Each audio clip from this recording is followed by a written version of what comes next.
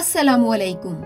आज की इस वीडियो में हम आपको बताएंगे कि इमदाद नाम का मतलब क्या है और इस लफ्ज की तमाम तर तफसीलात क्या हैं। इब्तदाई तारीख अरबी जबान से निकलती है।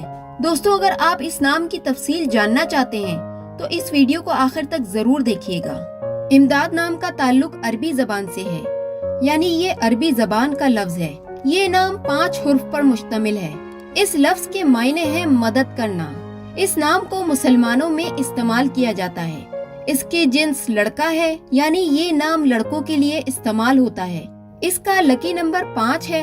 इस नाम के मुवाफिक जो दिन हैं वो मंगल और जुमेरात हैं। इस नाम के मुवाफिक रंग सुर्ख और बनफशी हैं। इस नाम के मुवाफिक समझा जाने वाला पत्थर रूबी है। इस नाम के मुवाफिक धात लोहा और तांबा है। इस नाम की तफसील इमदादुल्लाह, इमदादुल हक, इमदादुल हुसैन, इमदादुल खैर है।